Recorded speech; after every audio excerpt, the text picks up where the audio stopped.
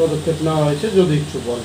হ্যাঁ, আমরা গতকালকে বিকালবেলা প্রায় 2টার দিকে একটা খবর আসে যে একটা হিউজ কোয়ান্টিটি বাংলাদেশি ন্যাশনাল আমাদের আগরতলা রেল স্টেশন হয়ে দূরপাল্লা ট্রেনে যাবে।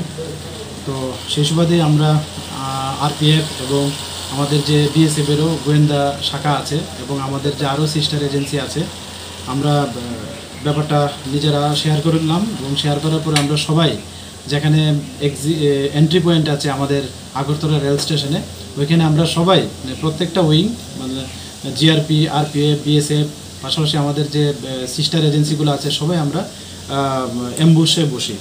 তো তারপর আমরা দেখলাম যে অনেক লোক আসছে। তো যার মধ্যে আমরা প্রথম 10 জনকে আমরা আইডেন্টিফাই করেছি, মতলব দেখতেই বোঝা যাচ্ছে যে বাংলাদেশি ন্যাশনালের মতো। তো আইডেন্টিফাই করেছি। এর পরবর্তী সময় আরও 7 জন বিএসএফের, তারা ওই দিক থেকে নিয়ে আসলো আমাদের মেন গেটের পাশ থেকে।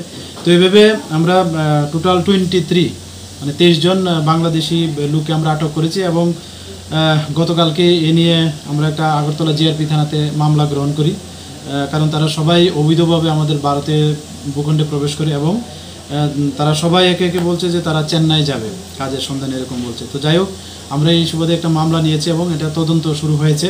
তো আজকে তাদের আগরতলা মহামান্য আদালতে প্রেরণ করা হচ্ছে এবং পুলিশ রিমান্ডও চাওয়া হচ্ছে। তো যে আইনের কথা বলছেন, হ্যাঁ, আমাদের যে নতুন বিএনএস আছে ওই দ্বারা মতো ওই কেসে অ্যাড করা হয়েছে, পাশাপাশি ফরেনার অ্যাক্ট আছে এবং ইন্ডিয়ান পাসপোর্ট অ্যাক্টও এটার মধ্যে আছে। ঠিক আছে।